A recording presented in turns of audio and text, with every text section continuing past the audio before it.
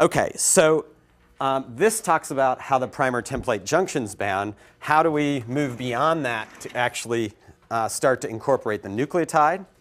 So the DNTP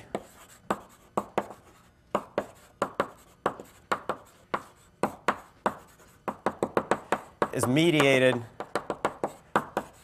by, not surprisingly, base pairing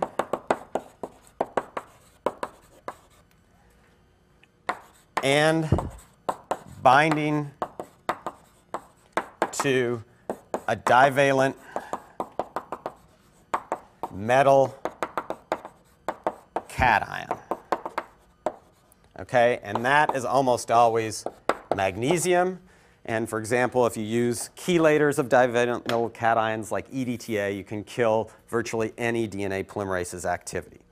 So if we just go to the next slide, so this just shows here, this is a nucleotide that's coming in. It's going to hydrogen bond. That's going to be one mechanism for it to be bind to this. But the other is this triphosphate interacts with actually a pair of divalent metal cations that are holding this, in addition to the base pairing, in the correct position for catalysis. Okay? Once that happens, there's another event that occurs, which is that this so-called O helix, okay, and when I'm talking about helix here, I'm talking about an alpha helix, not the DNA helix, and it's part of the finger domain. And this is what I was mentioning earlier, that the fingers open and close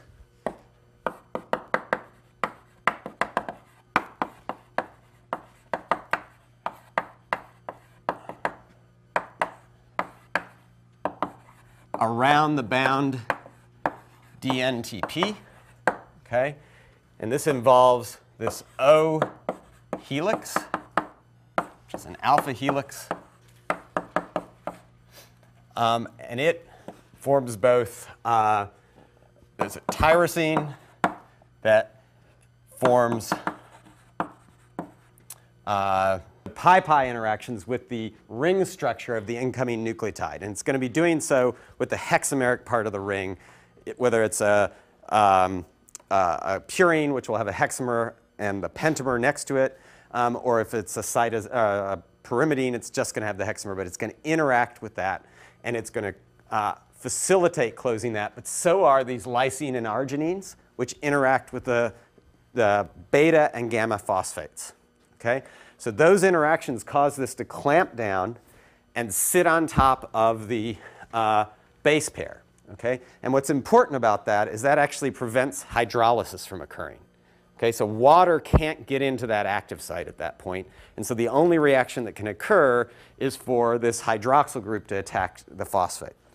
And just to give you a little bit of a sense of what that looks like, this is actually the real crystal structure of an intermediate in the process of adding a new nucleotide. Here's the O helix. This pink guy right here is that tyrosine. This is the lysine and the arginine interacting with the diphosphates. This is the alpha, beta, and gamma phosphates. And these are the two metal ions that are involved in holding those triphosphates together. Okay? And the primer is going to be right here. Okay? And you can see how tightly clamped down that is. Okay, so now it's clamped down, catalysis occurs. What happens next? We'll just call this pi-pi bonds. The base and a lysine and arginine bind the triphosphate.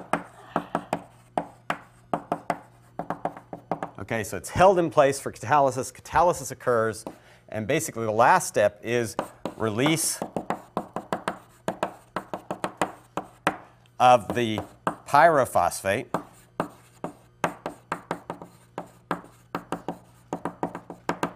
releases the O helix.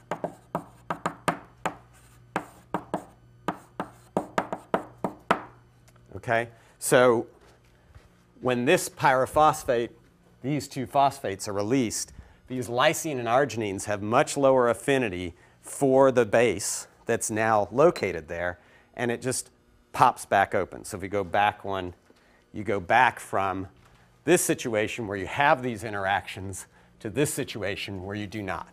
Okay? And then the last thing that happens is that when we're finished and we've added the nucleotide to here, we don't look like this anymore, right? We have actually a base pair here. But that's actually not a high affinity interaction for the polymerase. It wants to have a 3' OH here, not at the next position up. So how does it get to that point? Well, it basically slides the next single-stranded DNA template in here by moving the whole DNA down. So it has a higher affinity for this substrate than it does for this substrate. And it can get there by simply moving one position. And because all the interactions with the double-stranded DNA are base pair nonspecific, that's essentially a energetically equivalent thing to slide the DNA by one base in the palm portion, right? So sliding this by one base pair doesn't change the interactions with the polymerase, but having this 3' OH here as opposed to here is a much lower affinity interaction. You get from here to here by moving one base pair, okay? And that all occurs incredibly rapidly. We'll get to more about this later, but about a millisecond for each round of addition. Okay, so it can do this very rapidly. Right, okay. Any questions about how the catalysis works? Yeah? Why are the phosphates released? Like, is it some energetically favorable thing, or is it Why don't they just stay where they are when the reaction occurs? what causes this? So partly because they're no longer attached to the nucleotide. So the nucleotide is holding them there before, but once you make this bond here, you cannot maintain the remaining bond. So that's the largest reason they're released. And then it's basically entropy at that point. If they can get away even for a little bit tiny second, they're going to go away for good because they're no longer covalently bound.